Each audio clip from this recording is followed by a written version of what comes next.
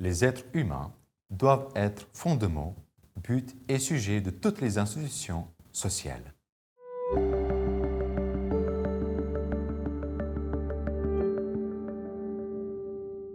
Le pape Jean XXIII publie l'encyclique intitulée Mater et Magistra.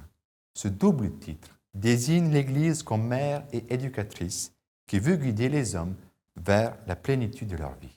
Jean XXIII montre que l'Église est proche des gens et elle est soucieuse des exigences de la vie quotidienne. L'Église n'est pas au-dessus de la société, elle ne regarde pas l'homme d'en haut, mais elle est à l'intérieur de la société et elle regarde les personnes dans leur réalité concrète.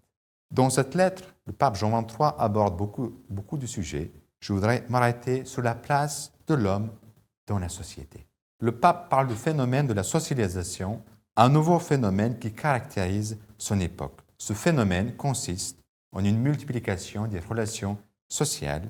Les personnes entretiennent de plus en plus des relations et elles ont une tendance à l'association en vue d'atteindre des objectifs qui dépassent les capacités et les moyens dont peuvent disposer les individus. Mais en accordant une telle importance à la collectivité, aux différents groupes, il y a un risque de diminuer l'initiative propre, l'exercice et la responsabilité de la personne. C'est pourquoi le pape rappelle le principe essentiel selon lequel l'homme est le fondement, la cause et la fin de toutes les institutions sociales. On met l'homme au centre, non pas comme un individu isolé des autres qui cherche uniquement son propre bien, mais comme une personne ouverte aux autres. On peut se demander qu'est-ce qui permet l'articulation entre la personne et la communauté. C'est le rôle du bien commun.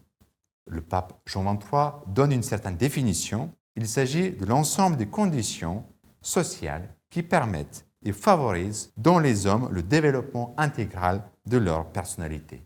Les personnes qui cherchent le bien commun contribuent au perfectionnement de leur propre personne et celui des autres. Elles participent à l'épanouissement de toute la communauté. C'est dans cette logique que le pape développe aussi la thématique du travail. Il veut sortir d'une conception uniquement matérialiste et utilitariste du travail.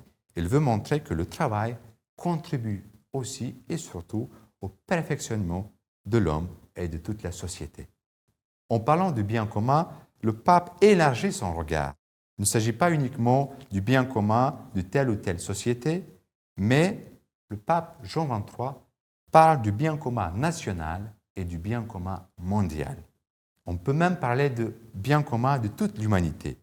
Ce bien commun n'est pas assez recherché, c'est pourquoi le pape rappelle que le problème le plus important de notre époque est peut-être celui des relations entre pays économiquement développés et pays en voie de développement.